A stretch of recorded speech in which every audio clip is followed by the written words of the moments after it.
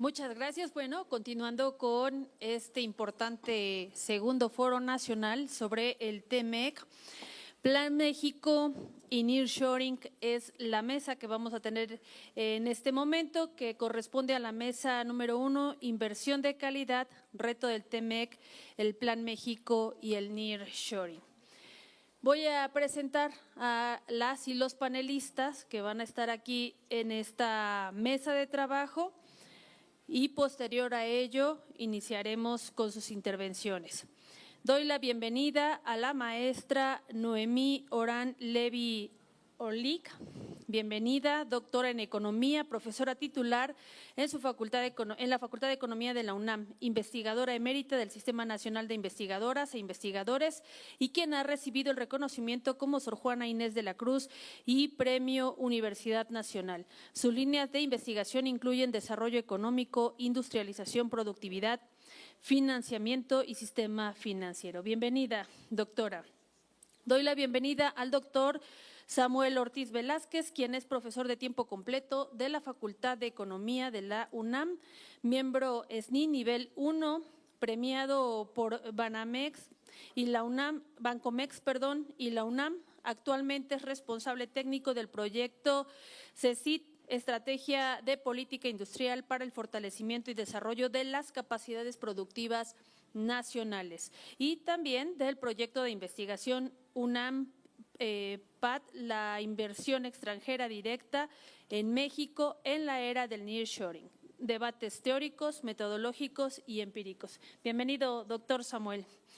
Doy la bienvenida también a Julián Anzuldúa Huitrón, egresado de la licenciatura de Economía por la UNAM y quien se desempeña como director de Inversión y Análisis Económico de la Secretaría de Economía de Gobierno del Estado de Coahuila y especialista en ciencias de datos y aprendizaje de máquina aplicando a mercados financieros. Bienvenido.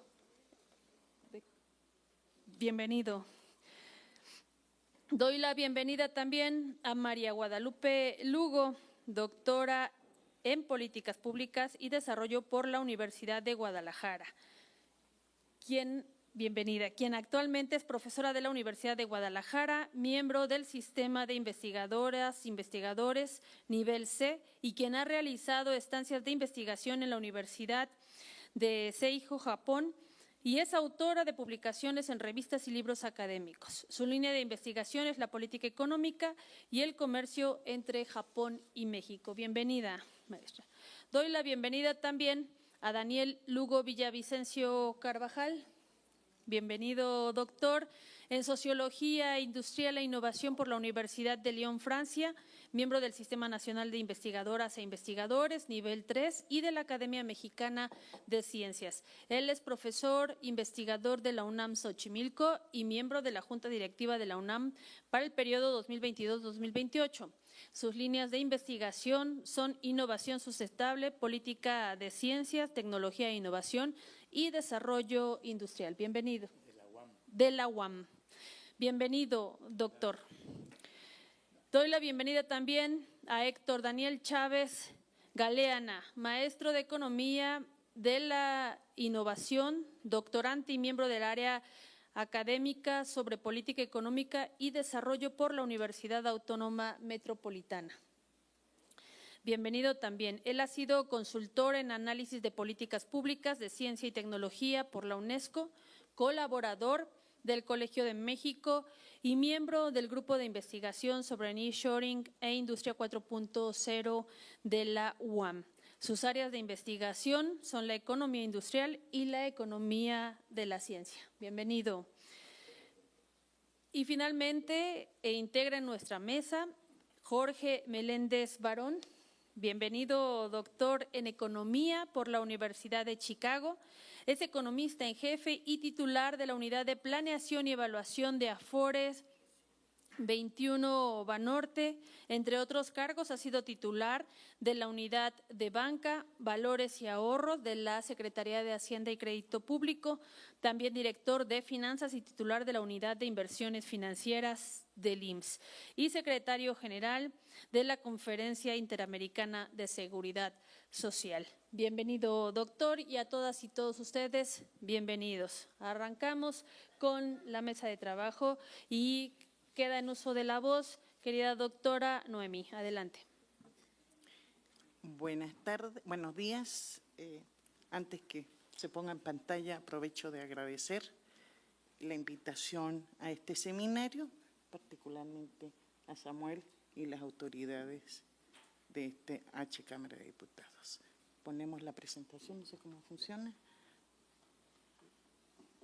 Bueno, antes de empezar quizás debería aclarar que se hizo este trabajo de una visión bastante crítica, en el sentido que hace 30 años nadie estábamos de acuerdo, bueno, no estábamos de acuerdo, muchos de nosotros en la UNAM, de la firma del TEMEC. La correlación de fuerzas no nos escuchó, hoy día pasaron 30 años y hay que considerar un hecho el Telecán o los tratados de libre comercio y hay que evaluarlos de esa perspectiva. Ahí ya veo. Si pasamos a la siguiente, por favor. Quiero un poco analizar cuál es la problemática con la que se debe analizar la inversión extranjera directa. Sabemos rápidamente que en los 90 cambiamos de modelo de acumulación, las exportaciones dominaron la inversión, que fue el motor de la economía. En este entorno se firma el Telecán, se firma el TEMEC y en México, a diferencia del Cono Sur, se concentra en la manufactura, curiosamente en sectores de media y media alta tecnología. Ese es un segundo elemento. ¿Cuál fue la promesa? Incrementar el ahorro externo, incrementar la inversión, nos prometieron con incremento productivo, innovaciones tecnológicas y generar y que la manufactura sea el motor del crecimiento. Eso también implicaba incremento de salario, empleo y tasa de crecimiento del producto. ¿Qué pasó? Crecimiento estancado, aunque nos insertamos en un paradigma tecnológico dominante, con las mismas deficiencias que en el periodo de industrialización. Inversión, sin inversión, incluso menos inversión. Y segundo, con la exclusión de las clases sociales en el desarrollo económico. Siguiente, por favor. ¿En qué coyuntura estamos hoy día? Agotamiento del modelo de hiperglobalización, creo que eso no debo de explicar más en las condiciones o con las noticias desde el sábado para acá. Y hay cuestionamientos no solamente en México del Telecán, sino de Estados Unidos. Dos posturas, ¿qué hacer? ¿Seguir con el TEMEC o reindustrializar el país? Creo que son dos extremos. Mi perspectiva es que tenemos que buscar algo en la mitad. Y en este sentido me hago la pregunta, aportes del Telecán y el TEMEC, ¿y qué se pierde si se cancela el TEMEC? Y hago una pequeña discusión teórica, muy chiquita, que la voy a cortar, y un poco me voy sobre datos. Adelante, por favor. La teoría del crecimiento rápido. Nosotros creemos que el gasto estimula el crecimiento, que la inversión estimula el crecimiento, que no hay problema de ahorro, la inversión crea su propio ahorro, no me voy a explicar eso, y creemos que hay un elemento fundamental, que el gasto de la inversión debe de ser realizado, especialmente en condiciones domésticas, y lo que nos pasó en la globalización se realizó en el mercado externo, que nos genera problemas. Si ese es el motor de crecimiento, adelante. Para ello, ¿qué se requiere? Se requiere equilibrios productivos. ¿Qué significa eso?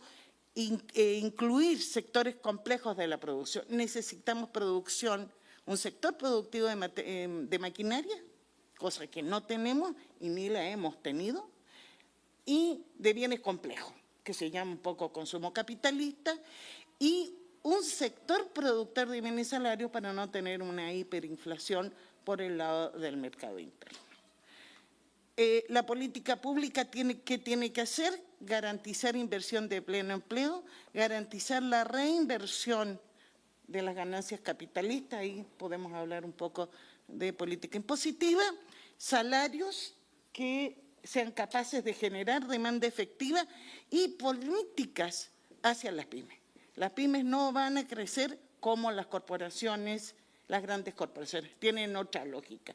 Y ellas requieren política pública porque nos asegura un desarrollo económico endógeno. ¿Cuál es la visión contraria, la dominante? Factores productivos que se mueven, precios flexibles.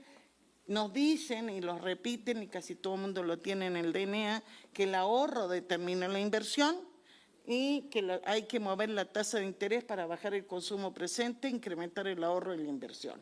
Eso podemos mostrar una y otra vez que no es cierto. Otro elemento fundamental que se maneja desde la perspectiva dominante es que hay escasez de liquidez. ¿Qué significa? Que las empresas no tienen recursos para financiarse. Ese no es el caso de la gran corporación. El gran problema con esto es que se juega que estamos con una tasa de interés correcta, de equilibrio, que va a generar los suficientes recursos. También es discutible eso, pero no es momento de desarrollarlo. Adelante. ¿Cómo se da la historia del pensamiento neoliberal? Es decir, la atracción.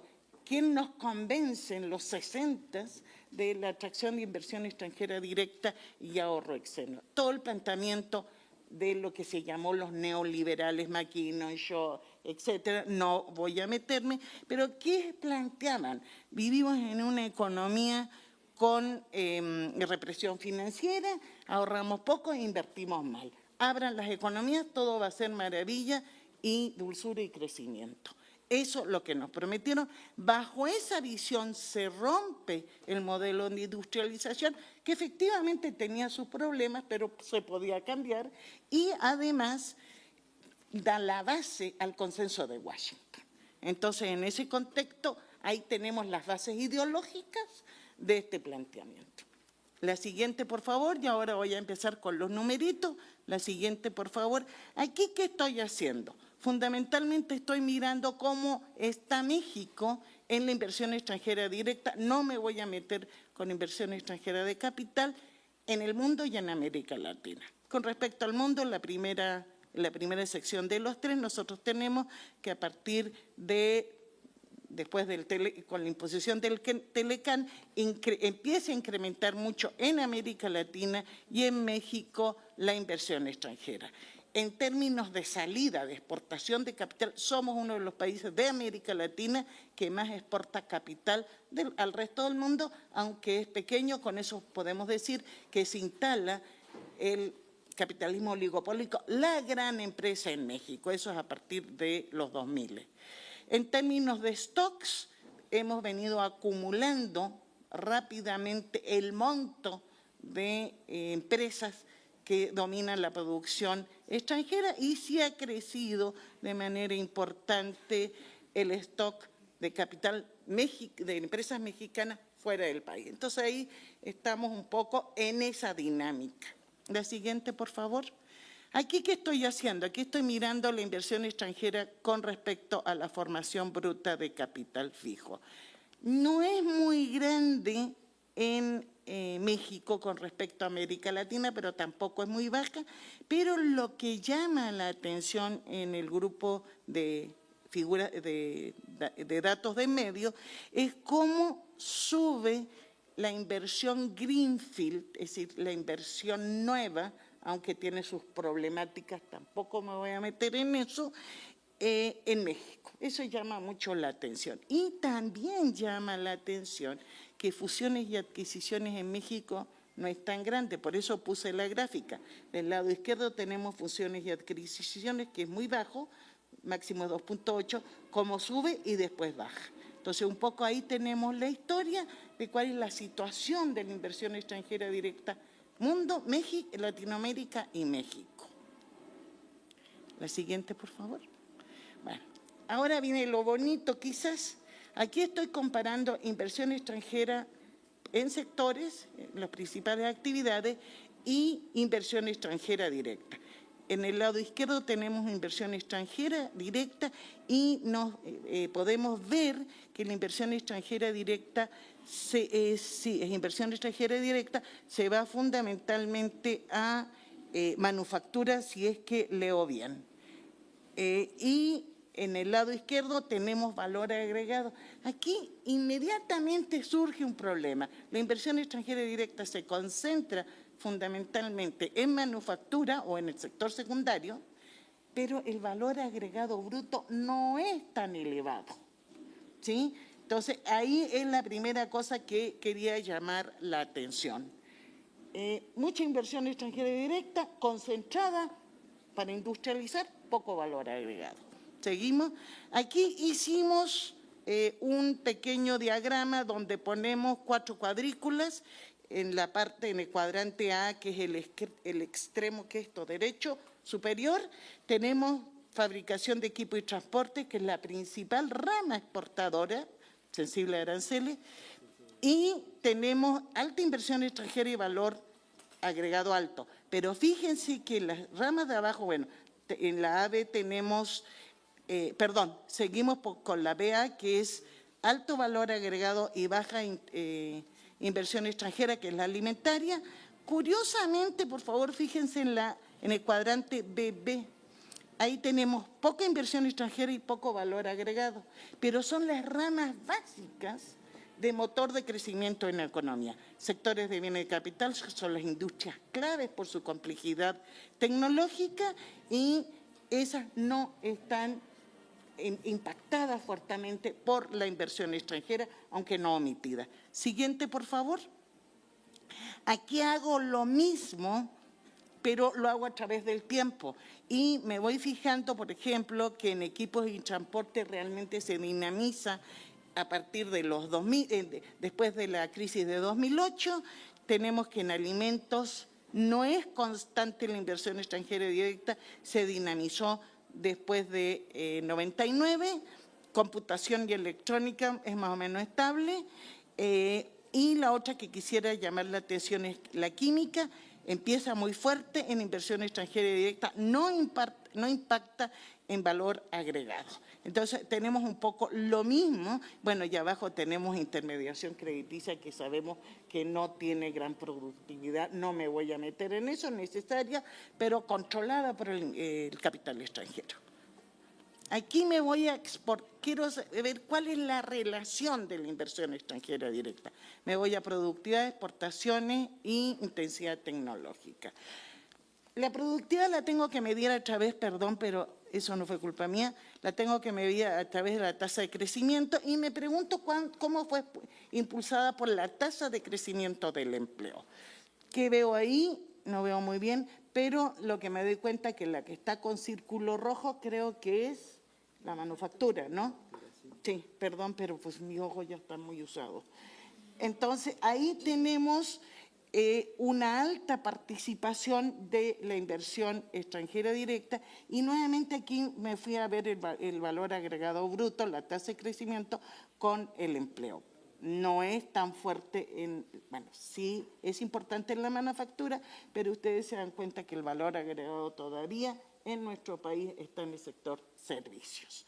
Entonces, la inversión extranjera no ha aportado fundamentalmente a la productividad. Siguiente, por favor. Ahí tenemos lo mismo en términos de cómo las ligamos y tenemos tasa de crecimiento por subramas con la tasa de crecimiento del empleo. Ahí simplemente estoy señalando que equipo y transporte tiene alta tasa de crecimiento, pero el valor agregado realmente está dinamizado por una tasa de crecimiento muy elevada del empleo. Y así tenemos en los principales sectores esta situación. Dejo la presentación por si la requieren. No sé cuánto tiempo llevo. Quedan 3 minutos. Ah, Dios, adelante, no sigo. Aquí tengo lo mismo en periodos de tiempo. Me interesó saber cuánto la dinamizaban, pero por favor, adelante. Y aquí tenemos las exportaciones. ¿Qué es lo que vemos aquí? Que los sectores de mayor exportación, que son los dos últimos, ya tienen la roja. ¿Cuál es? Si me ayudas, por favor. Es en la tasa de crecimiento de exportaciones. Obviamente, ahí es donde está. la inversión extranjera directa se sitúa donde están las exportaciones. No doy vuelta más porque hay dos cosas muy importantes que quiero señalar que vienen. Adelante, por favor. Aquí tengo manufactura e intensidad tecnológica. Pues aquí está la gravedad del asunto. En los sectores donde hay más inversión extranjera directa, donde es mayor valor agregado, hay menos intensidad de capital. Es decir, estamos produciendo en sectores tecnológicos, equipo y transporte y computación con mano de obra. Y vamos a ver en un momento más qué tipo de mano de obra. Aquí tengo las remuneraciones. Aquí tengo las remuneraciones y las exportaciones. Aquí lo que estoy mirando es que las remuneraciones más altas se encuentran en los sectores de mayor complejidad. El segundo grupo en remuneraciones serían las de computación y equipo. No están tan bajas las exportaciones y finalmente ahí tengo el sector alimentario que son más bajas las exportaciones. Entonces, esta es más o menos la combinación que tengo. Adelante. Aquí tengo este es el cuadro que creo que hay que explotarlo. Las manufacturas con alta inversión extranjera directa, únicamente agarré esos sectores y puse la media de remuneraciones México y Estados Unidos. Del lado izquierdo tengo que en todos estos sectores que no los veo, pero ustedes los ven mejor que yo, en casi todos los sectores donde hay alta inversión extranjera directa, la manufactura, los salarios están por encima. Eso queda claro. Pero el cuadro de la izquierda, vean ¿cómo se llaman las columnas chiquitas, esas son México. Vean las columnas grandes, esas son Estados Unidos. El diferencial de salario en cada uno de los sectores con respecto a Estados Unidos, que llega a ser 13, 12, 14%, nos da el espacio de negociación con Estados Unidos. No están porque quieren mucho a los mexicanos, están porque aquí los salarios son baratos con respecto a sus salarios en Estados Unidos. Entonces, eso que voy a terminar en nearshoring mañana está por verse. Entonces, ahí donde yo creo que nuestras autoridades deberían decir, miren señores, esto es lo que está pesando en cada uno de los sectores. Denme un minuto y termino. ¿Cuál fue el resultado de la apertura? Ni siquiera voy a plantear mis conclusiones. Adelante. Aquí tenemos un poco, uy, se me fue la... Bueno, aquí un poco les cuento, hubo inversión extranjera directa, la tasa de crecimiento de la productividad no fue buena, la formación del capital bruto tampoco fue buena. La última, que las conclusiones se las dejo a Samuel. Adelante. Ahí, bueno, ahí está un poco... Ahí lo que hago, inversión extranjera directa, formación bruta, capital fijo, la tasa de crecimiento y la tasa de productividad. Creo que este cuadro habla solito, ¿ya? La inversión extranjera directa nos ha servido para empleo, nos ha servido para salarios y exportaciones. Y aquí tengo qué pasó en México en términos de la tasa de crecimiento. Si le pican de nuevo, ya tenemos que había una tasa de crecimiento muy elevada de las exportaciones, pero una tasa de crecimiento agónica del Producto Interno Bruto. Así cambió nuestro país, pero con todo y que nuestro país cambió así, no creo que podamos echar por la borda nuestro sector exportador, pero sí tenemos que negociar con las empresas estadounidenses un traspaso tecnológico. Esto se ha hecho de manera exitosa en Vietnam, en China, en Japón, en todos los países donde se han aceptado inversión extranjera directa. Necesitamos rectoría, que creo que esta vez la tenemos, del Estado para negociar en nombre de los mexicanos un tratado de comercio más justo. Gracias y perdón por el minuto que me pasé.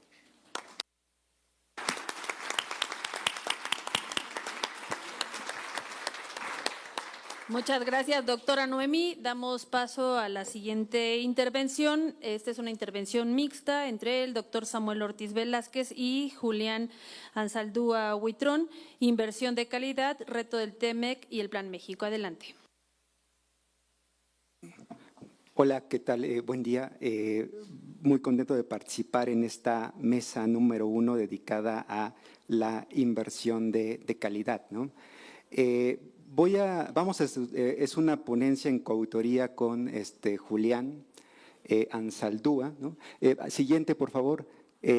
Vamos a situar el fenómeno de la inversión en el contexto de globalización lenta. Avanzamos a una discusión conceptual sobre inversión de calidad, la inversión en el TEMEC, y vamos a ver cómo la inversión directa en México no reacciona al TEMEC y al fenómeno de la relocalización. Y finalmente, a través de un cuestionario a empresas interesadas en invertir en Coahuila, examinamos las características de los anuncios de inversión por relocalización. Coahuila, la segunda entidad más importante en anuncios de inversión. Adelante, por favor. Globalización y nearshoring únicamente, siguiente, recordar cómo la economía mundial presenta 16 años con lento crecimiento del producto, del comercio, y de hecho estamos ante una disociación entre la tasa de crecimiento de la inversión extranjera directa y el crecimiento del PIB. Adelante.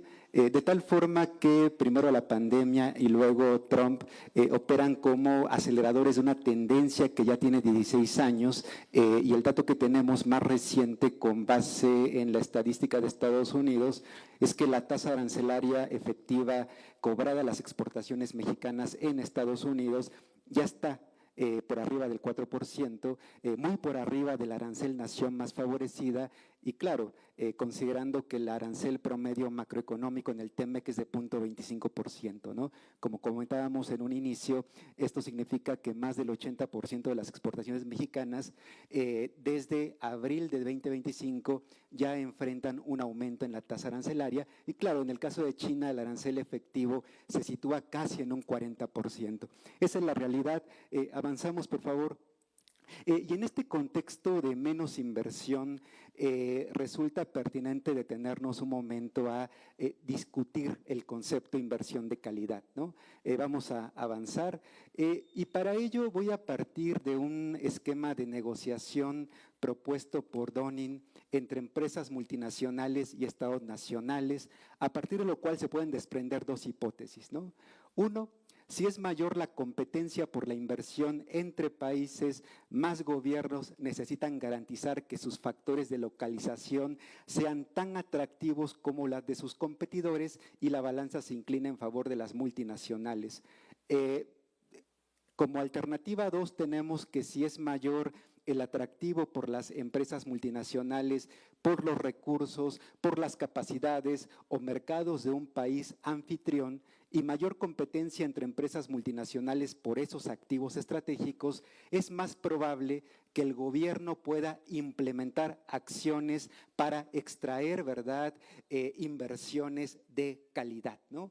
Y me parece que antes de Trump, la balanza parecía inclinarse en favor de México a través, ¿verdad?, de reorientar, ¿no?, los anuncios de inversión por relocalización a tareas del desarrollo, ¿no? La siguiente, por favor. ¿Qué debemos de entender por inversión de calidad? Es un concepto presente en instituciones como la OCDE, CEPAL, incluso en los 100 pasos para la transformación de Claudia Sheinbaum, hay características deseables que tiene que cumplir la inversión para ser considerada de calidad. Por ejemplo, para la OCDE, la inversión de calidad se evalúa a partir de impactos en comercio, de integración favorable en cadenas de valor, impactos en productividad e innovación, en calidad del empleo, en desarrollo de competencias y en la transición a una economía con bajas emisiones de carbono. A ello, la CEPAL agrega que la inversión de calidad debe permitir mejorar habilidades e impulsar la competitividad de las empresas locales y permitir el aprendizaje tecnológico, ¿no? Claudia Sheinbaum, en los 100 pasos para la transformación, nos habla también de que esta inversión de calidad debe de generarse con respecto a los derechos laborales, y nosotros lo que comentamos es que estas inversiones, para que sean de calidad y en línea con lo que dice la doctora Noemí, pues deben de estar basadas en nuevas inversiones que amplifican el acervo de capital y que tienen la capacidad de generar encadenamientos productivos. Bueno, esos son los buenos deseos de instituciones en el exterior, de instituciones en México, pero la realidad es que tenemos un candado de fuerza, ¿no? La siguiente, por favor. ¿Qué dice el TEMEC en materia de inversión? Adelante. El capítulo 14 otorga un trato nacional a la inversión extranjera directa, las protege de expropiaciones y nacionalizaciones e impide los requisitos de desempeño. El más importante, impide la transferencia de conocimiento y tecnología, ¿no? Vemos entonces un argumento contrario cuando revisamos los 100 pasos para la transformación y el candado del TEMEC, ¿no? Por otro lado, el capítulo 20 establece los estándares mínimos de protección a los derechos de propiedad intelectual. El TEMEC señala que la protección brinda a los creadores el derecho de disfrutar de los beneficios de la obra, al tiempo que incentiva la innovación y el aprovechamiento de estas creaciones por parte de la sociedad en general. Pero bueno, aunque los grupos de interés defienden las tesis del TEMEC, ¿verdad?, de que la aplicación rigurosa de los derechos de propiedad incentiva la innovación, lo cierto es que la evidencia empírica no valida este argumento, ¿no? Más bien, el gasto en investigación más desarrollo, por citar a un indicador, es un componente muy importante en el impulso a la innovación, y este puede darse con estilos flexibles o rigurosos en materia de propiedad intelectual. Por otro lado, los requisitos de desempeño, como comentó la doctora Noemí, fueron un componente muy importante en todas las estrategias exitosas de desarrollo en Asia, con particular énfasis en China, un país que dependió en gran medida, ¿verdad?, de flujos de inversión extranjera directa, pero con el requisito muy importante de que estas inversiones tenían que llegar de la mano de capital nacional y deberían de generar procesos de aprendizaje y de transferencia de conocimiento y de tecnología. La siguiente, por favor. Bueno, en ese marco de discusión conceptual nos encontramos, ¿no? ¿Cuál es la realidad que presenta la inversión en México? Vamos a avanzar una más. Miren, lo cierto es que la inversión extranjera directa no es un motor de desarrollo económico, ¿no? En los últimos 30 años, la participación de la inversión extranjera directa en el PIB es de 2.6%.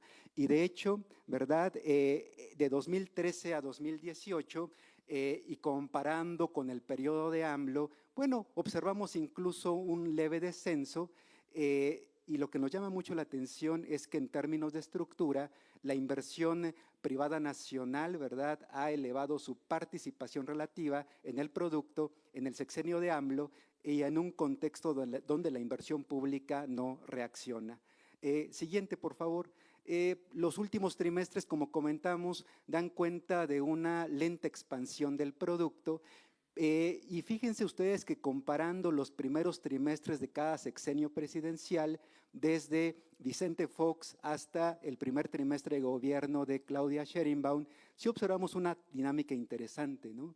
En términos de que durante el primer trimestre estamos ante una participación histórica de la inversión extranjera directa en el PIB. Eso no se veía desde a partir de la estadística que estamos manejando, y ello en parte pues revive una discusión en términos del fenómeno de la relocalización o nearshoring. Siguiente, por favor. Claro, vemos en términos generales que no hay inversiones realizadas, pero sí hay anuncios de inversión. El monitoreo de la Secretaría de Economía nos da cuenta, ¿verdad?, de aproximadamente 200,000 millones de dólares de anuncios de inversión por relocalización. Pero cuando vemos la distribución de los anuncios de inversión, se observa que estos están altamente concentrados en entidades federativas que de forma tradicional capturan inversión extranjera directa: Nuevo León, Coahuila, Guanajuato, Baja California. La siguiente, por favor. Ello en parte nos advierte de cómo a nivel macro estos anuncios de inversión de materializarse como inversiones realizadas tienen un carácter altamente inercial, ¿no? Porque las entidades federativas que ocupan los primeros lugares según diversidad de manufactura, según números de parques industriales, según niveles de productividad, son las entidades federativas que también ocupan los primeros lugares en captura de inversión extranjera directa, ¿no? Por ello hablamos de una relocalización inercial. Y luego, la última parte de este documento, siguiente por favor, se dedicó a analizar una encuesta, ¿no? Un cuestionario a empresas interesadas en invertir en Coahuila con 103 proyectos de inversión confirmados por relocalización a partir de un grupo de diferentes indicadores que nos dan cuenta del carácter inercial y selectivo del nearshoring. Y por ello, de materializarse, este proceso más bien puede, y sin regulación, este proceso más bien puede contribuir a amplificar brechas de desarrollo a nivel territorial. Voy a pasar unas láminas muy rápido. Adelante, por favor. Una atrás. Ahí. Efectivamente, la inversión anunciada se ha multiplicado, ¿no? De 2022 a 2024. Hay un cambio en la estructura de los anuncios de inversión en favor de la ampliación del capital. Es una inversión con base en el estudio para Coahuila, que es intensiva en trabajo no calificado. Siguiente, por favor. Es una inversión orientada a la exportación, particularmente buscadora del mercado de Estados Unidos, y con un cambio en la estructura de la proveeduría en favor de Asia, particularmente proveeduría de China, de Tailandia y de Indonesia. Y ello resulta interesante considerando que el TEMEC, el Plan México, buscan sustitución de importaciones asiáticas, pero a su vez buscan retener proyectos de inversión por relocalización. Pero lo que podemos observar aquí es que estos proyectos de inversión son intensivos, ¿verdad?, en proveeduría asiática en contra de estos planteamientos que hoy nos ocupan. Siguiente, por favor. Es una inversión buscadora de recursos, de agua, de energía eléctrica, de conexiones ferroviarias. Adelante.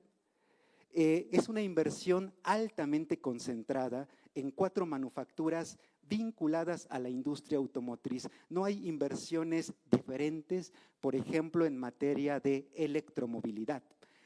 Siguiente, por favor.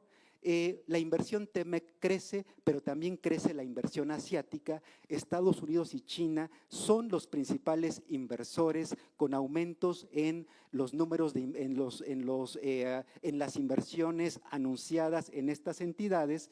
Siguiente, por favor. Y claro, encontramos diferencias al comparar a nuestros principales socios en materia de inversión.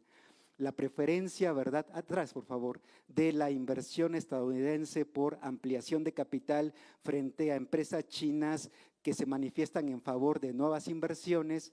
En ambos casos estamos ante generación de empleo de baja calificación. Siguiente, por favor. Es una inversión que en ambos casos está orientada a la exportación y es una inversión cuya proveeduría es fundamentalmente asiática, sean inversiones chinas o de Estados Unidos, el origen de la proveeduría es Asia, en clara contradicción con el TEMEC y con el Plan México. Cierro con las conclusiones. Adelante. Estamos viviendo entonces un retroceso en la inversión directa desde 2019 como parte del PIB. Pero ante este escenario, México presenta un boom de anuncios de inversión por relocalización, principalmente de empresas americanas y chinas.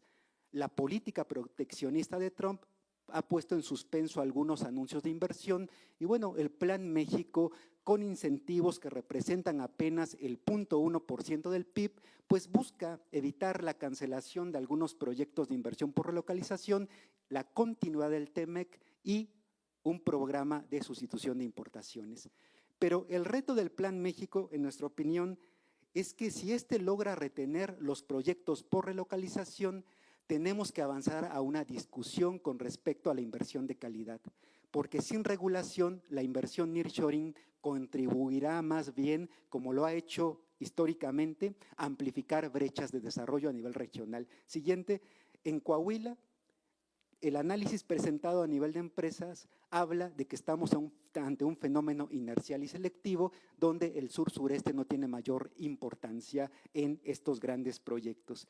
Para que el TEMEC contribuya al desarrollo, la renegociación debe priorizar la inversión de calidad. Esto significa transformar a la inversión directa en una fuente de transferencia de tecnología y ello pasa inevitablemente por modernizar los capítulos 14 y 20. Y finalmente cerramos señalando que las empresas chinas son la principal fuente de proyectos de inversión por localización, pero el TEMEC y el Plan México apuestan más bien por un proceso de sustitución de importaciones asiáticas, particularmente China.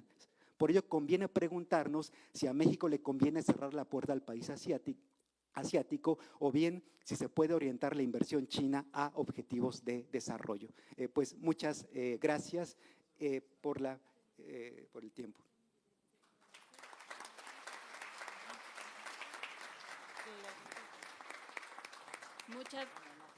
Muchas gracias, doctor Samuel. Damos el uso de la palabra a continuación a la doctora María Guadalupe Lugo Sánchez con el tema Nearshoring de la inversión extranjera directa japonesa automotriz en México. Adelante.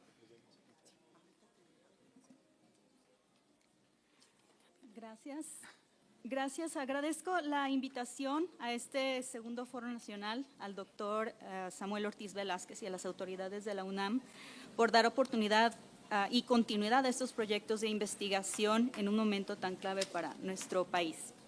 El día de hoy yo voy a hablar sobre la introducción al nearshoring y el panorama automotriz en México. Este nearshoring lo hemos estado discutiendo, pero vamos a definirlo como una estrategia empresarial que implica la reubicación de las operaciones de fabricación y de producción a países geográficamente más cercanos a los mercados principales. Y esto implica una tendencia contrapuesta a las ubicaciones de offshore distantes. Esta reorientación estratégica busca acercar la producción a mercados clave. Y esto mejora la agilidad y la capacidad de respuesta en las cadenas de suministro. Esta práctica aborda desafíos que enfrentan los fabricantes globales, como son estas interrupciones a las cadenas globales de producción, el aumento de los costos laborales, la complejidad de los procesos de entrega, los problemas de control de calidad y los cambios legislativos rápidos. Algunas ventajas claves, anterior por favor, son que el nearshoring nos permite abarcar operaciones simplificadas, reducción de costos generales, nos permite estar más cerca de nuestros proveedores, optimizar nuestras cadenas de producción y tener mejor acceso a materias primas y a mano de obra más asequible. Contribuye a la reducción de los tiempos de entrega y a los controles sobre el proceso de la producción y finalmente es una respuesta estratégica. A partir del 2020, nosotros nos dimos cuenta de que va más allá de la mera reducción de los costos, representa esta reevaluación fundamental a lo largo de largo plazo, de la resiliencia de la cadena del suministro global. Esta reorientación estratégica es una respuesta directa a todas estas crecientes incertidumbres económicas y geopolíticas que se experimentan en el mundo. Y esto convierte en una transformación estructural y no nada más en un ajuste táctico de corto plazo. Siguiente. El papel que tiene México como centro automotriz. Bueno, México ha consolidado su posición como un centro de producción estratégico dentro de la cadena de suministro automotriz. Esto se debe principalmente a sus costos laborales competitivos, a su ventajosa ubicación geográfica, lo que lo sitúa como un punto de acceso a mercados clave en América Latina. Las proyecciones de la Asociación Mexicana de la Industria Automotriz indican que México está en camino a convertirse en el quinto mayor productor mundial de vehículos a finales de este año. Actualmente, nuestro país ocupa el cuarto lugar como exportador mundial de vehículos, solo detrás de Alemania, Japón y Estados Unidos. En el 2024 se alcanzó una producción de casi 4 millones de unidades y esto representa un crecimiento significativo del 5.56% en comparación con el 2023.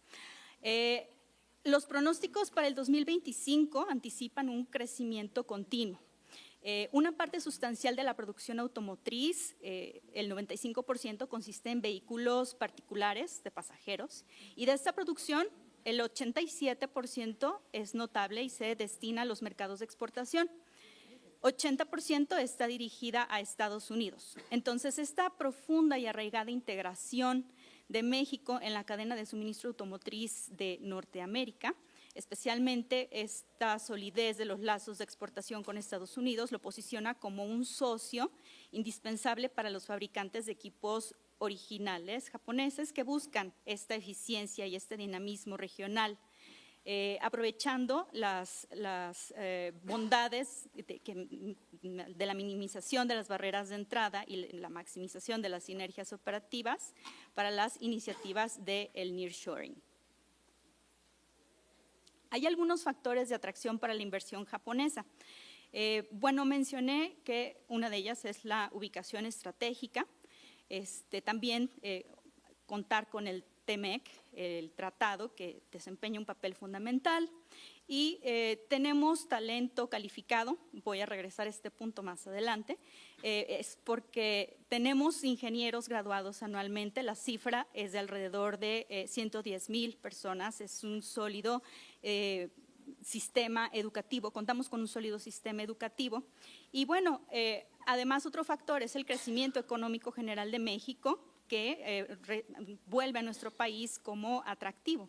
El país ascendió a la 12ª economía más grande a nivel mundial en el 2024 y a su vez, pues esto fomenta la inversión más sustancial y a largo plazo por parte de las empresas automotrices.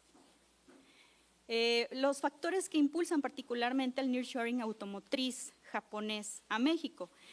Bueno, primero, el impacto de las interrupciones globales de la cadena de suministro. Esta gran lección que nos dejó la pandemia del COVID con el rompimiento de las cadenas y la escalada de focos geopolíticos. Estos factores han obligado a las empresas de todo el mundo a reevaluar fundamentalmente sus ubicaciones de fabricación y estrategias logísticas.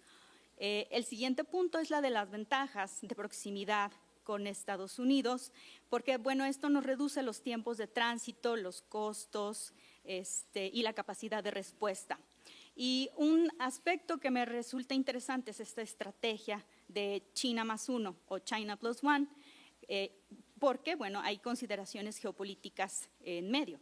Y nuevamente, tras el rompimiento de estas cadenas de suministro global y de los cambios geopolíticos, muchos fabricantes están adoptando una estrategia de China más uno y esto implica mantener a la presencia de China mientras se va diversificando poco a poco su cartera de producción con una base de fabricación adicional.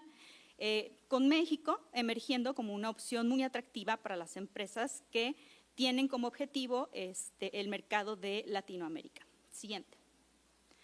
Las tendencias de la inversión japonesa en México. Bueno, históricamente Japón ha sido inversor significativo en México, clasificándose como el cuarto inversor extranjero más importante, después de Estados Unidos, Canadá y España. Tan solo en el 2024 la inversión japonesa en México superó los 3.421 millones de dólares. Esta tendencia sugiere que las empresas japonesas están yendo más allá de las fases exploratorias iniciales para comprometer capital sustancial impulsadas por la estabilidad percibida y potencial de crecimiento del mercado mexicano dentro del contexto norteamericano. Siguiente. El enfoque específico de las inversiones japonesas en el sector automotriz. Bueno, la IED japonesa ha sido un catalizador principal para el crecimiento de las inversiones japonesas en México. El establecimiento de las plantas de Honda y Mazda desempeñan un papel crucial en el inicio y sostenimiento de esta tendencia de inversión. Japón se ha convertido en el segundo mayor inversor en México, específicamente dentro de la industria automotriz y abarca inversiones tanto de fabricantes de equipos originales como ha creado una sólida red de proveeduría a nivel Tier 1 y Tier 2. Entonces, Vamos a ver algunos estados clave que atraen la inversión japonesa, como son Guanajuato, Ciudad de México y Aguascalientes. Y la región del Bajío constituye un elemento clave. En esta región representa casi el 50% de la capacidad total de producción de vehículos para México. Algunos de las empresas automotrices clave son Toyota que ha invertido aproximadamente $3,000 millones en México, reafirmando la confianza que tiene en nuestro país. Esta inversión sustancial y continua de esta empresa y particularmente su enfoque de producción de vehículos híbridos significa un compromiso profundo y de largo plazo con nuestro país. Honda, por su parte, ha producido alrededor de 200,000 automóviles anualmente en su planta de Guanajuato y ha decidido invertir en energía renovable. Por su parte, Mazda, en el 2024, la producción alcanzó su máxima capacidad productiva de la planta y esto representa el 83% de su capacidad instalada anual. Entonces, el rendimiento de Mazda en el mercado mexicano ha sido sólido. Y otro productor es Nissan, que mantiene una presencia de producción sustancial y profundamente arraigada en México, clasificándose constantemente entre los principales fabricantes de vehículos por volumen en producción en nuestro país. Nissan también es líder del mercado en ventas de vehículos dentro de nuestro país. Algunos datos sobre el impacto económico regional del nearshoring japonés. Bueno, la industria automotriz es una piedra angular en la economía mexicana. Contribuye a más del 5% del PIB nacional y al PIB manufacturero en un 20%. En el 2021, el sector de autopartes por sí solo representó el 8% del PIB manufacturero nacional, lo que destaca su importante contribución al panorama industrial en general. La industria automotriz mexicana es un importante empleador, proporciona empleo directo a más de 1 millón de profesionales. Su impacto más amplio se extiende al apoyo de más de 950,000 empleados directos y 2 millones de empleos indirectos adicionales, contribuyendo colectivamente al empleo nacional total de México. Algunos desafíos, a pesar de los fuertes factores de atracción para el nearshoring, México enfrenta importantes desafíos estructurales en cuanto a la capacidad de infraestructura, la seguridad y la fiabilidad energética. Estas cuestiones están planteando estas interrogantes sobre la capacidad del país para poder absorber y sostener plenamente la creciente demanda por las inversiones en el nearshoring. La disponibilidad de energía fiable es particularmente crítica, especialmente a medida que vemos esta tendencia de la industria automotriz que transita hacia nuevas tecnologías como los vehículos eléctricos y que demandan inherentemente alto consumo de energía. Entonces, los desafíos estructurales pueden limitar la realización del potencial del nearshoring de México, lo que requiere inversiones sustanciales y estratégicas tanto del gobierno como del sector privado para asegurar un crecimiento y una competitividad sostenidos. La transición a la electromovilidad y la integración de estas nuevas tecnologías se identifican como vías cruciales para que México capitalice plenamente en la tendencia del nearshoring.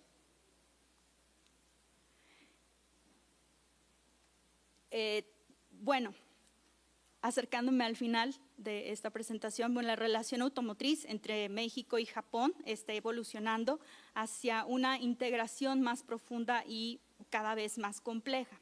En este sentido, el nearshoring no es una solución temporal, sino que representa una reconfiguración estructural que busca una mayor estabilidad y eficiencia. El futuro de esta alianza va a depender de la capacidad de ambos países para que puedan superar los retos existentes y aprovechar las nuevas oportunidades en un panorama automotriz global en constante evolución. Y como siguiente.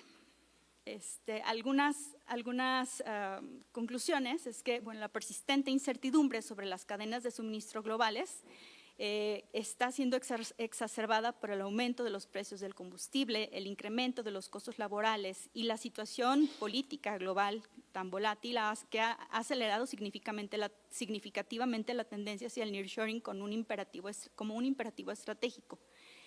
La era posterior al 2020 transforma el nearshoring en una respuesta inmediata y reaccionaria a interrupciones a corto plazo. Es una estrategia proactiva y, bueno, a largo plazo para promover una resiliencia en la cadena de suministro que permita fortalecer el desarrollo económico regional y nacional.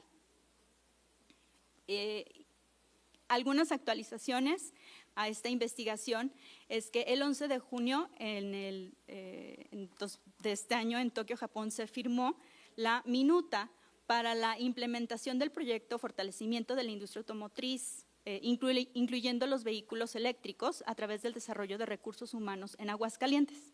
En entrevistas con asesores, de empresarios japoneses sobre las decisiones de las empresas japonesas en el marco del nearshoring, se mencionan dos aspectos que rescato y que me parecen importantes para esta discusión. En primer lugar, Japón está buscando relocalizar algunos proyectos respondiendo a los cambios impuestos por el gobierno de Estados Unidos. Y en segundo lugar es que México lleva una ventaja de aproximadamente 20 años en contraste con Estados Unidos en la formación de mano de obra calificada. Entonces, aunque se quieran, mi pregunta era, bueno, ¿se van a llevar la inversión, la producción a otros mercados? La respuesta que me dan en esta entrevista es que es difícil encontrar la mano de obra que nosotros hemos formado por tanto tiempo aquí, disponible en otros mercados para satisfacer esta movilidad de producción en automóviles japoneses. Gracias.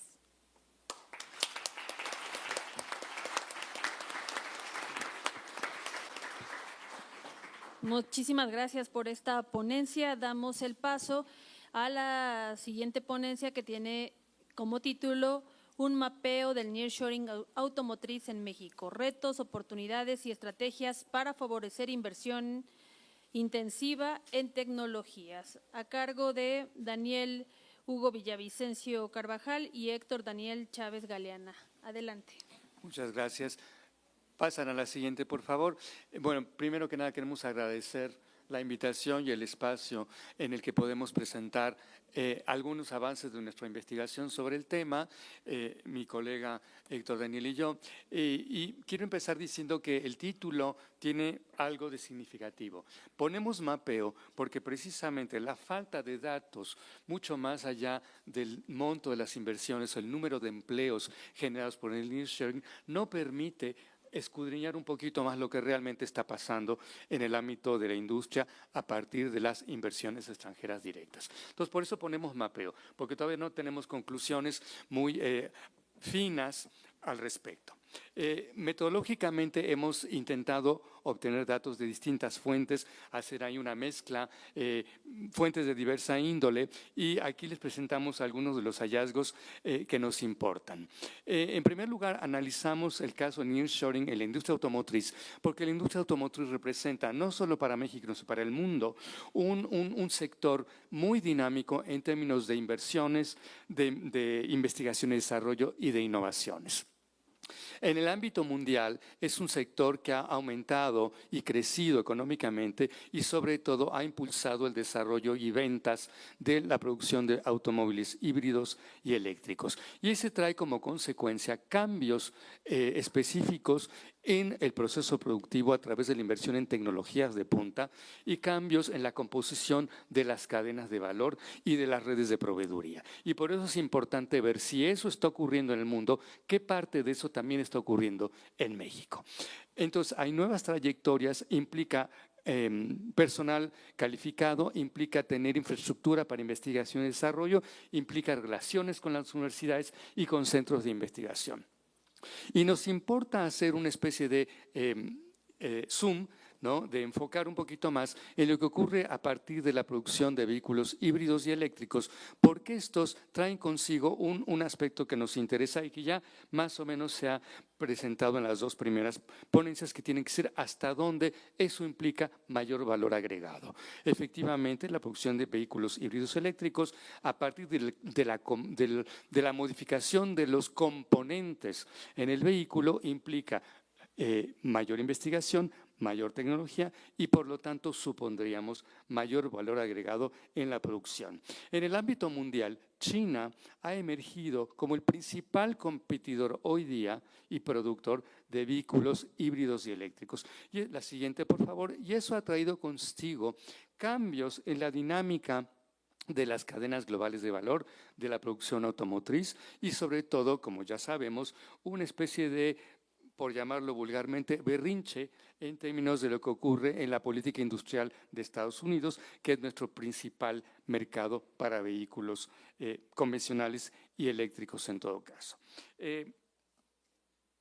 Esto trae consigo para nosotros desafíos.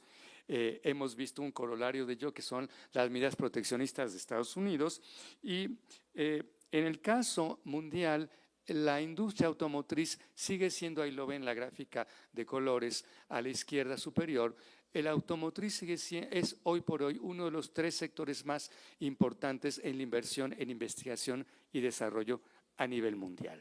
En la gráfica del lado derecho, en el cuadro rojo, se percibe la tasa de crecimiento de investigación y desarrollo en el caso chino en el sector automotriz. No es todavía el principal inversor en investigación y desarrollo, sigue siendo las firmas japonesas, pero las empresas chinas han ido creciendo en su gasto en investigación y desarrollo. La que sigue, por favor.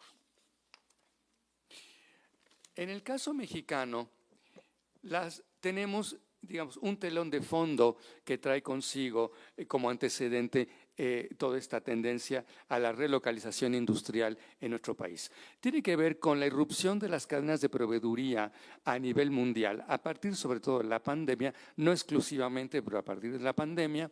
Tiene que ver con la modificación de las reglas de operación en la firma del TEMEC hace un par de años, porque plantean en las reglas de origen un mayor porcentaje de productos elaborados localmente en Norteamérica.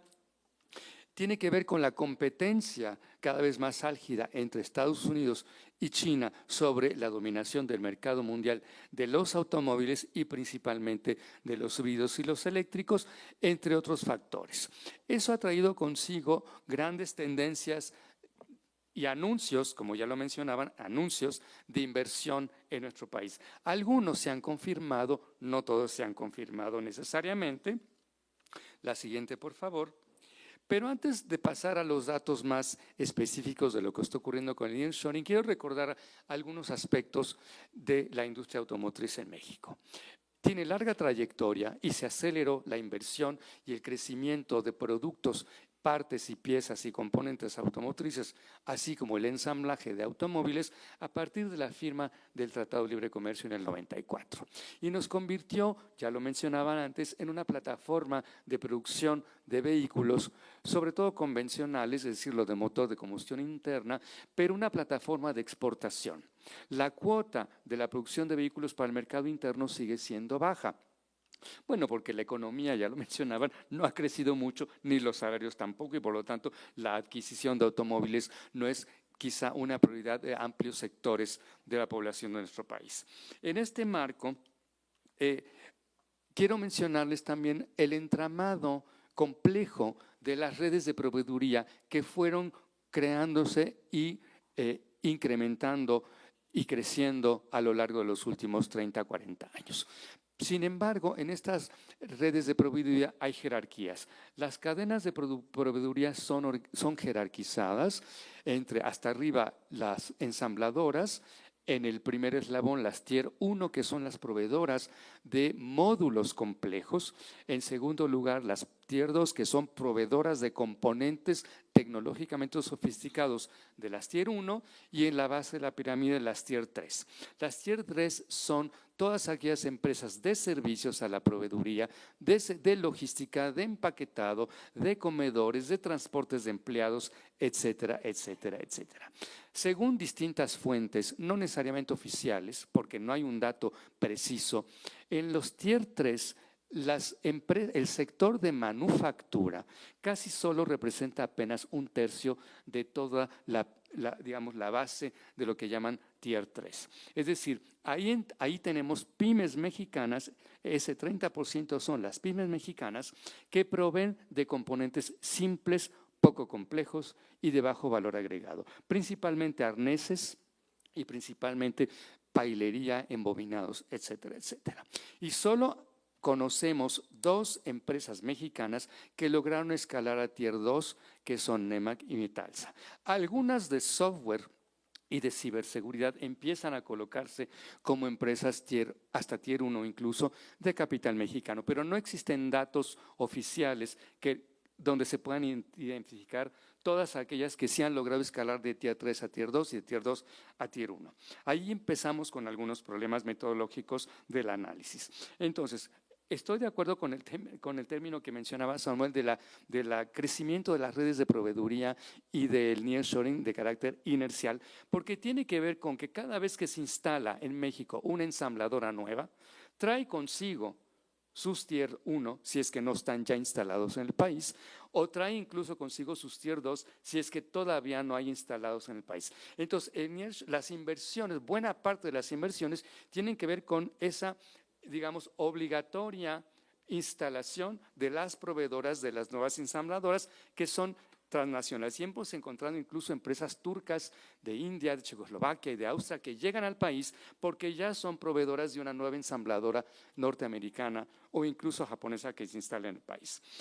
Nos importa analizar lo que está pasando en la industria automotriz porque de cada $100 que ingresa de inversión extranjera directa en la manufactura, 20 son de la industria automotriz. Es decir, la importancia de atracción de inversión extranjera en este sector es muy elevada. Finalmente, antes de ceder la palabra a mi colega y luego yo retomo para las conclusiones finales, quiero darles una especie de clasificación general de lo que hemos encontrado en el nearshoring de la automotriz. Hay ampliación de plantas de empresas que ya estaban aquí de larga data y que hacen trabajos simples. Pero también encontramos inversión en centros de investigación. Algunos solo son anuncios, otras ya hay la primera piedra puesta y ya está construyéndose la planta de centros de investigación tecnológico, centros técnicos o centros de ingeniería. En esos 2 aspectos, al intermedio, hay muchas características de inversión en el país.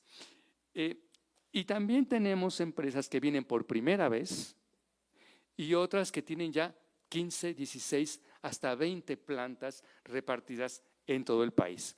Ahora sí, cedo la palabra a mi colega. La siguiente, por favor. ¿Qué tal?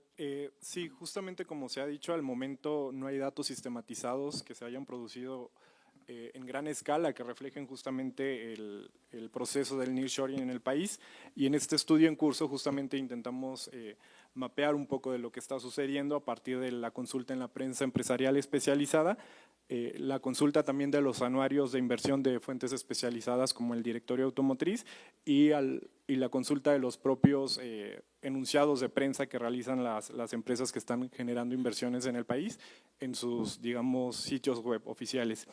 Y partiendo de ello, agrupamos y clasificamos proyectos que se han etiquetado como nearshoring en el país, es decir, capturamos una serie de proyectos que se han autocatalogado a sí mismos como inversiones que se alinean o que buscan responder a las tendencias crecientes de la relocalización en México. Y de estos proyectos capturamos información estadística y cualitativa relevante como los montos de la inversión, la localización geográfica de las inversiones, las empresas, los países headquarters de las empresas, los tipos de productos que vienen a producir y la naturaleza propia de la inversión, es decir, si se destinaron a ampliaciones de planta o hacia las construcciones de nuevas factorías o nuevas fábricas en territorio nacional. Y bueno, de este análisis también clasificamos los proyectos de acuerdo a la intensidad tecnológica de los productos. Para ello nos basamos en la clasificación de productos e intensidad tecnológica que maneja la UNCTAD, que es el organismo sobre análisis de la industria más importante en el mundo. ¿Y qué identificamos? Bueno, una enorme proporción de proyectos se vinculan con productos de media intensidad tecnológica, como se muestra en el cuadro. Es decir, se enunciaron proyectos para la producción de volantes, de asientos, de estructuras de asientos, motores convencionales, entre otros. También observamos que una amplia cantidad de empresas que ya tenían operaciones en el país o que ya estaban operando en el país previo a la pandemia, han decidido reinvertir para expandir líneas de producción en empresas o en factorías, ya instaladas. Y también hay muchos anuncios relacionados con el levantamiento de nuevas plantas de empresas que justamente ya se encuentran operando en el país, como es el caso de ZF Group.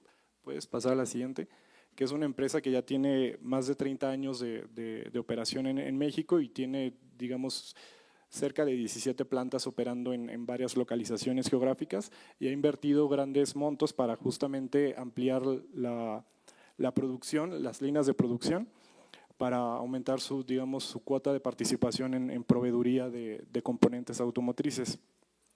Y bueno, la nube de palabras muestra justamente las empresas que concretaron algún proyecto catalogado como nearshoring. Gracias. Y bueno, están ZF Group, Brembo, Philips, Dana, Daimai, Michelin, entre otras. También entre los proyectos analizados destacan aquellos que se han dirigido hacia la proveeduría de componentes para vehículos eléctricos. Identificamos 61 proyectos, que son cerca del 30% del total de los proyectos que capturamos en la base de datos. El resto, o el más del 60% de los proyectos restantes, se siguen vinculando con componentes relacionados o dirigidos directamente hacia productos vinculados con los vehículos convencionales de combustión interna. Y ¿puedes pasar a la siguiente? Bueno, entre los proyectos también nos gustaría destacar justamente aquellos que se relacionan o que con una mayor intensidad tecnológica. Y bueno, en la nube de palabras tratamos también de reflejar justamente aquellos que identificamos que se relacionan con una intensidad tecnológica mayormente intensiva. Entre estos se encuentran sistemas de frenado de última tecnología, sistemas de enfriamiento y de gestión térmica, baterías para vehículos eléctricos, sistemas de dirección y de enrutamiento, computadoras para vehículos también. Y identificamos también 7 proyectos relacionados con la apertura de nuevos centros de investigación y desarrollo. Entre ellos están los concretados por Pirelli, por Valeo, por ZF, por MG Motor y por Makino, una empresa japonesa.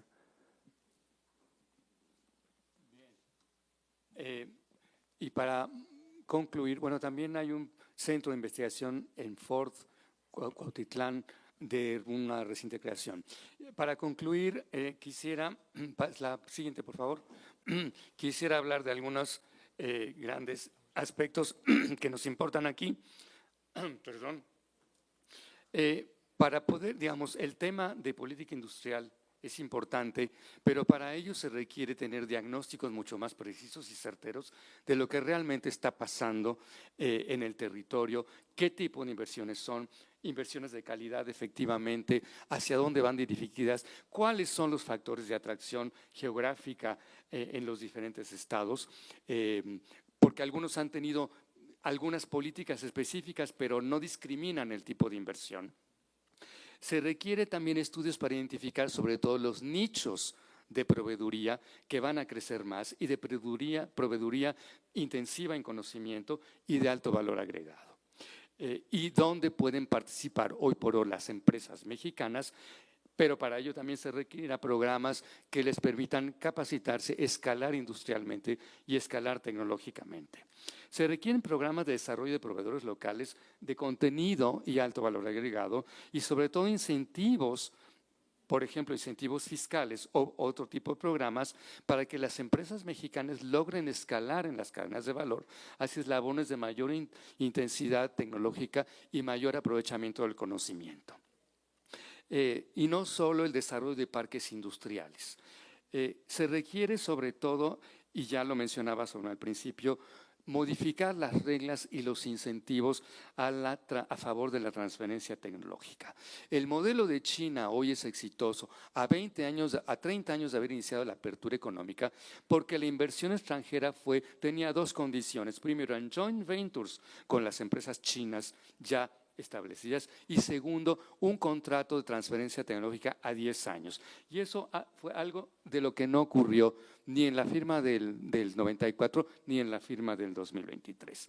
Y finalmente también se requieren programas que permitan vincular lo que se hace en el país en investigación científica y tecnológica básica y aplicada hacia aquellos elementos o aspectos del desarrollo de los vehículos eléctricos, que son hoy por hoy para muchos países una especie de apuesta hacia la transición en términos de los acuerdos a favor de detener el cambio climático. Muchas gracias.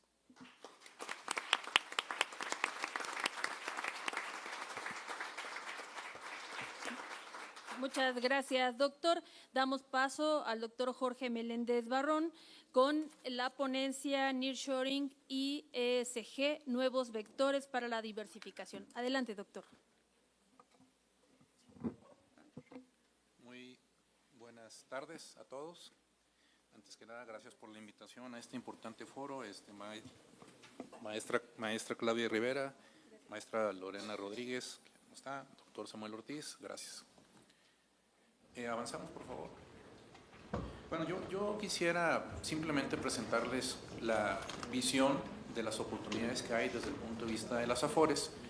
Como ustedes saben, las AFORES administramos los ahorros para el retiro de los trabajadores mexicanos que cotizan a la Seguridad Social, y por lo tanto, para ofrecerles la mejor pensión, tenemos que tener cuidado de obtener el mejor rendimiento sobre estos fondos. Y estamos siempre buscando las mejores oportunidades en proyectos de inversión en México para financiarlos, para financiar el desarrollo del país.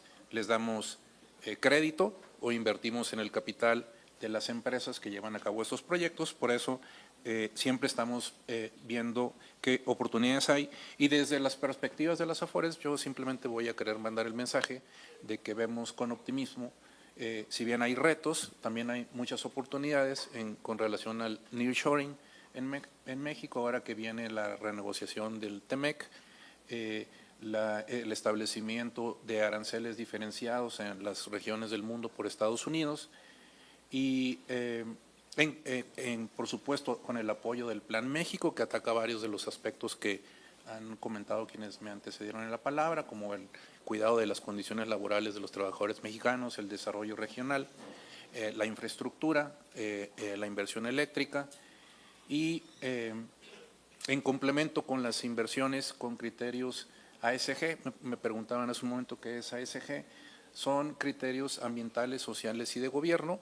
Nosotros en las AFORES pedimos a las empresas en las que invertimos que tengan cierto funcionamiento en donde el gobierno corporativo sea muy transparente. En ocasiones incluso hasta les pedimos que en el Consejo de Administración de las empresas que financiamos haya mujeres en el Consejo de Administración. Sociales, también le damos importancia a inversiones que generan empleo para mujeres, que hay crédito para sectores que no tienen acceso, y ambientales también, a empresas que cuiden el medio ambiente, que se comprometan a reducir la huella de carbono, o de plano en proyectos de generación de energía limpia. La que sigue, por favor. Entonces, simplemente queremos mencionar que lo que vemos como problemas, el nacionalismo económico, los conflictos geopolíticos, la fragmentación de las cadenas de suministro, lo vemos como una oportunidad que ahorita me voy a referir, para invertir en México, y que si bien hay riesgos que se están atendiendo con el plan energético del gobierno federal y con el Plan México, de que tenemos que tener la infraestructura para atender la demanda de energía que se va a generar en el país, y hay posibles impactos sociales. Ya se comentó que la apertura comercial en el pasado no necesariamente benefició a los trabajadores mexicanos de salarios más bajos. Tenemos que tener cuidado, y así lo ve el Plan México, de apoyar la distribución del ingreso en el país al aprovechar las oportunidades de inversión. Y nuestro planteamiento general, nuestra idea es que tenemos que tener una estrategia en donde se combine el Plan México con los principios de un nearshoring sostenible. La siguiente, por favor. Rápidamente voy a mencionar el tema de las inversiones ASG, ambientales, sociales y de gobierno corporativo. Son inversiones que nos permiten un mejor control de riesgo de los proyectos que se hacen en nuestro país.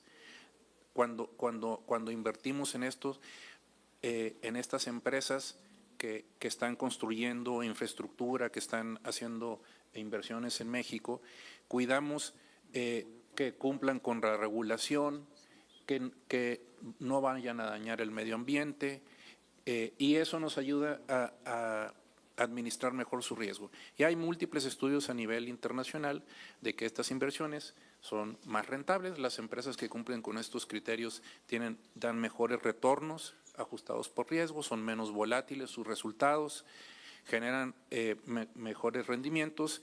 De hecho, también se ha encontrado que tienen más probabilidad de sobrevivir con los años. La que sigue.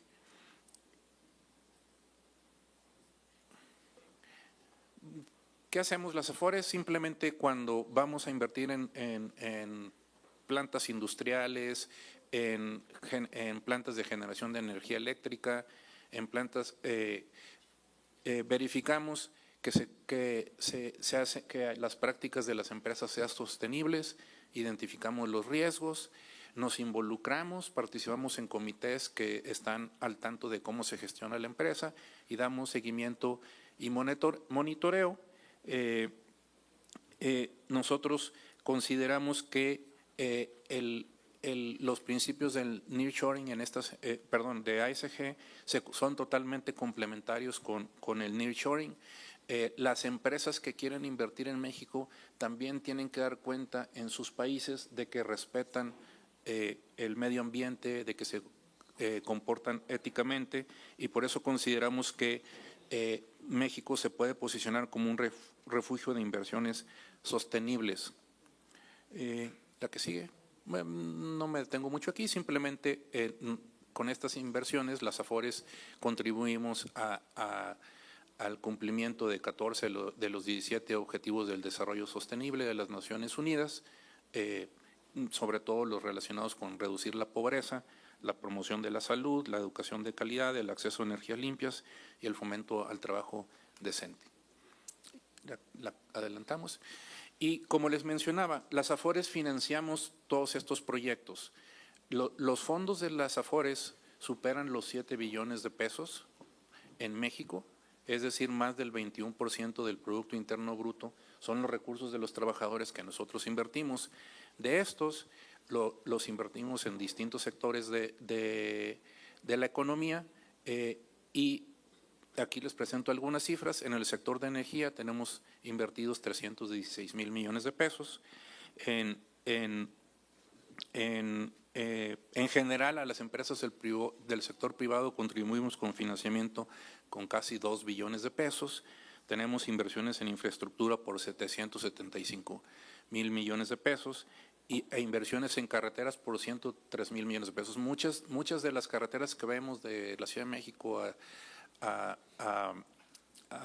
Toluca, a Querétaro, en Tamaulipas, son inversiones que se construyen con financiamiento de las Afores, y por lo tanto estamos perfectamente alineados con el Plan Nacional de Infraestructura para generar un círculo virtuoso de financiamiento. Totalmente, sí, estamos bien, sí, ahí, en esa lámina. Estamos totalmente de acuerdo con lo que se ha comentado en esta mesa. El nearshoring ha tenido un impacto importante en México, ha impulsado la demanda de proveedores locales. todavía, ahorita vamos a comentarlo, hay que trabajar en la parte de valor agregado, que ahí pensamos que hay una oportunidad, no solo contribuir. Como un producto complementario de esto ha crecido la demanda de espacios industriales muchísimo. Y los parques industriales son uno de los principales activos que financiamos las AFORES en bienes raíces. El nearshoring pues ha tomado ventaja de los costos de transporte y logística, tiempos de entrega que hay en América del Norte. Con la renegociación del TEMEC se van a tener que cumplir renegociaciones. Seguramente pues nuestro vecino del norte va a pedir requisitos más estrictos de contenido regional para ser beneficiarios de las condiciones del TEMEC. Y esto para nosotros, si bien por un lado nos implica de manera directa una condición menos favorable, también lo vemos como una oportunidad para que empresas extranjeras que busquen establecerse en México, replanteen sus cadenas de suministro y busquen proveedores locales y en empresas nacionales, porque van a tener que cumplir con requisitos de contenido nacional más estrictos. Hemos visto el ejemplo, ya se nos comentó del ejemplo de Japón, que aún después de que subió del TLC del 62.5 al 75% el contenido requerido nacional para beneficiarse del TEMEC, y probablemente incluso se suba, pues seguramente habrá empresas de Oriente que seguirán teniendo interés en estar en México, y para hacerlo para poder cumplir con eso van a tener que replantear y buscar proveedores locales.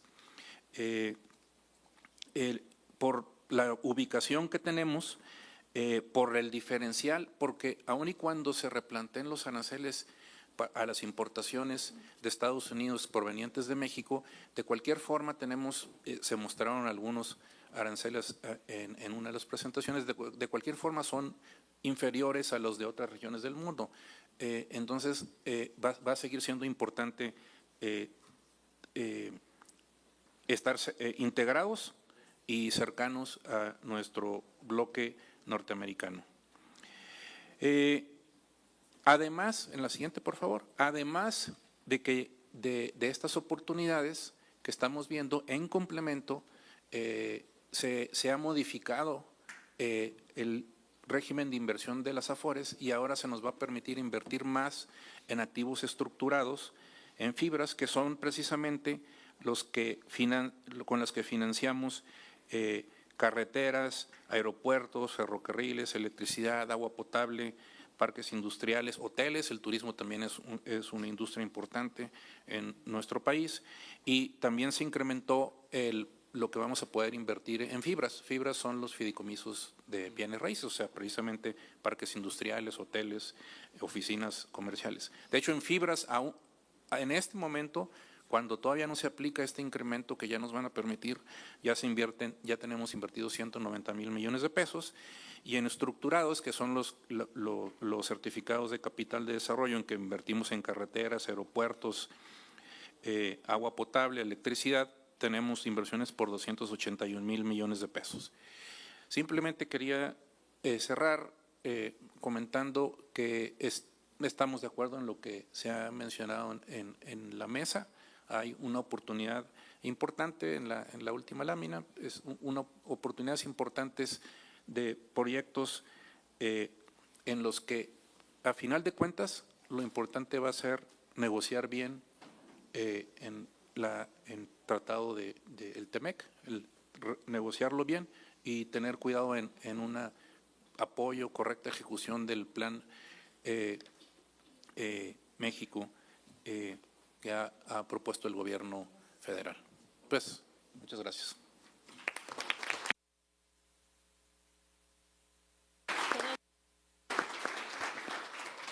Muchas gracias, doctor Jorge. Me parece, doctor Samuel, que hay algunas preguntas, ¿verdad? Para que las podamos, tenemos todavía un margen de 10, 15 minutos aproximadamente, entonces para que podamos aprovecharlo. Sí, tenemos todavía un espacio, ¿no? Entre 7 y 10 minutos para plantear preguntas, ¿no? Entonces, si alguna persona interesada en plantear una pregunta, levante la mano, por favor. Podemos tomar 3 preguntas. Aquí adelante, por favor. 1, 2, allá, compañero, y 3 de este lado. Buenos Que días. sean breves, por favor. Muchas gracias por las ponencias. Mi pregunta es, ante una posible renegociación anticipada o ya planeada en el 2026 del TEMEC, en línea con los temas planteados, ¿cómo podría México aprovechar esta oportunidad y qué temas serían estratégicos para la discusión? Sí, siguiente. Claro, sería Paula, ¿no? Facultad de Economía de la UNAM. Sí. Ok, bueno, yo tengo una pregunta para… ¿Tu nombre, por favor? Mi nombre es Gabriel Salazar. Soy estudiante de la UNAM. Muy bien. Ok, principalmente ¿el ejército tiene alguna participación en los proyectos en los cuales invierten?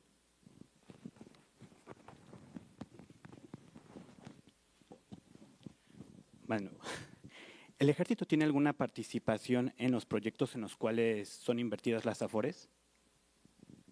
Gracias. 3. Tu nombre, por favor. Hola, gracias. Mi nombre es Cintia Arredondo, vengo del Centro de Investigaciones sobre América del Norte, CISAN, UNAM.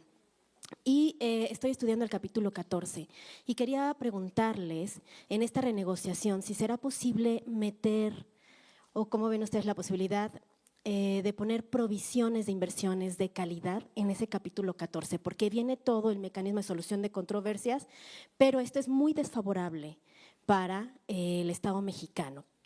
¿Qué vendría la posibilidad en este momento de meter provisiones medioambientales, de empleo, dado que pues, la inversión no está siendo un desarrollo, un factor de desarrollo productivo, ¿no? Gracias. Muy bien, gracias.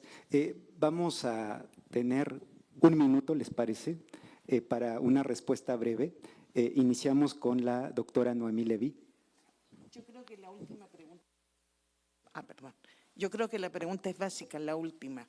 Ahí es donde hay que negociar. Hay que ceder en otros lados y necesitamos quitar que tengan los mismos derechos los nacionales y los extranjeros. Eso creo que es básico. Y yo, si me permite, ¿puedo hacer una pregunta a Jorge Meléndez? ¿Habría alguna forma de consultar cuál es el monto de inversión de las aseguradoras en empresas, en grandes corporaciones nacionales, porque ustedes no les prestan a la chica, y a las corporaciones multinacionales? A mí me interesa saber por propiedad. Muchas gracias y muy buen evento. Gracias. Doctora María Guadalupe, adelante.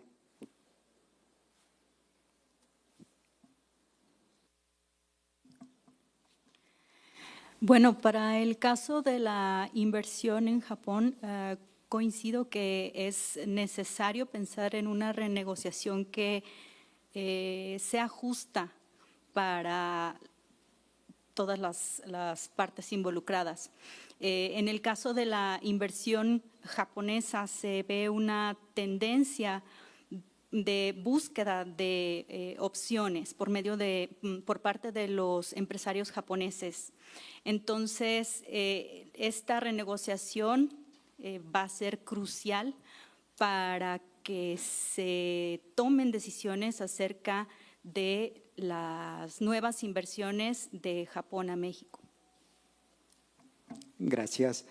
Daniel Villavicencio y Héctor Daniel Chávez, adelante. Sí, bueno, con respecto a la primera y tercera pregunta sobre la renegociación TLC y sobre el capítulo 14, yo Yo partiría primero de un dato general. Es decir, mientras no sepamos realmente qué está pasando al interior de distintas industrias, y los únicos datos que tengamos son número de empleo, montos de inversiones, número de empresas, pero no sabemos finamente cuáles son, qué les hace falta, dónde están, qué hacen, va a ser difícil poder renegociar aspectos cruciales como ese, por ejemplo. Es decir, no solo está el tema de la ley de transferencia de tecnología o las implicaciones que ésta pueda o no tener, sino también, bueno, a final de cuentas, cuál es la base real industrial y el universo real de empresas que pueden o no estar articuladas a un movimiento que tenga que ver con la inversión extranjera, el nearshoring u otras tendencias de carácter más amplio como pueden ser las tecnológicas. Entonces, mientras no sepamos realmente cuál es la naturaleza, características y necesidades de la industria nacional, en distintos sectores, difícilmente podemos tener elementos de renegociación dura y más allá de renegociaciones generales. Esa será mi respuesta. Gracias. ¿Tú tienes algo que decir? Bien, adelante, Jorge Meléndez. Con relación, directamente las Afores no invertimos en proyectos que están siendo ejecutados por el Ejército, porque no financiamos directamente inversión pública. Financiamos al gobierno adquiriendo la deuda del gobierno federal, que emite el gobierno federal, los bonos, tanto en tasa nominal como tasa real, que tienen un propósito general para financiar la actividad del gobierno. Y también financiamos a la banca de desarrollo. Si una institución de banca de desarrollo emite bonos de deuda, o sea, un bono de deuda es decir, es alguien que dice, este papelito dice que yo te debo 100 pesos y que cada 6 meses te voy a pagar 6% de interés. Esos nosotros los compramos al gobierno federal y a la banca de desarrollo. Ya es lo que ellos, el fin con el que utilizan esos recursos, no intervenimos nosotros, no financiamos directo, financiamos a empresas que emiten bonos o quieren que invirtamos en su capital, que seamos socios de la empresa, o al gobierno federal de manera general, no directamente a la inversión pública.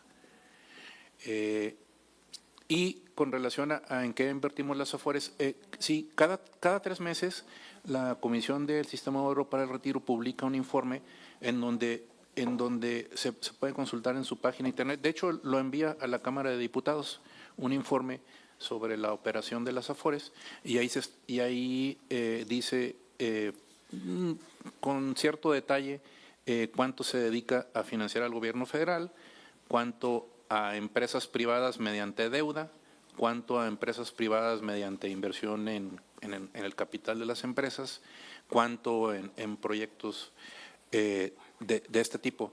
Más o menos la mitad de los recursos de las Afores se invierten en el gobierno federal, 20% en este tipo de proyectos que menciono de infraestructura, etcétera, y como el 30% en empresas, ya sea mediante deuda o inversión en capital nacional y sí también en algunas extranjeras. Sí, también las Afores también invierten en Apple y en esas empresas. Muy bien, muchas gracias. Y en las locales. Cedo la palabra a la diputada Claudia Rivera.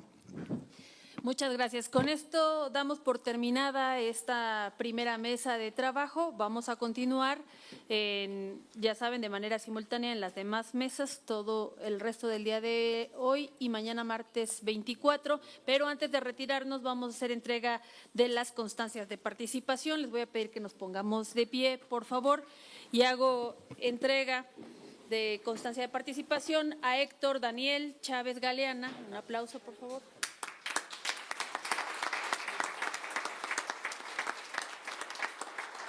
Hago entrega de su reconocimiento a la doctora Noemí Levy Olin.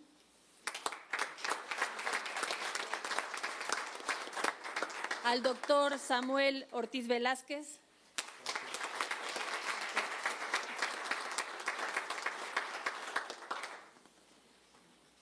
A la doctora María Guadalupe Lugo Sánchez.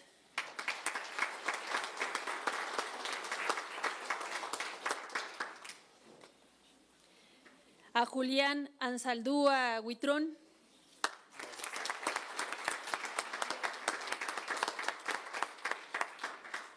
a Daniel Hugo Villavicencio Carvajal. Doctor, felicidades.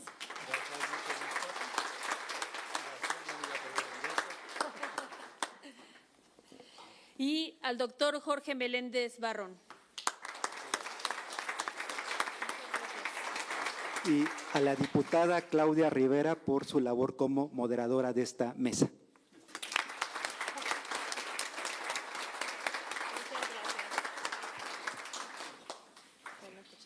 A ver la foto con sus... Bueno.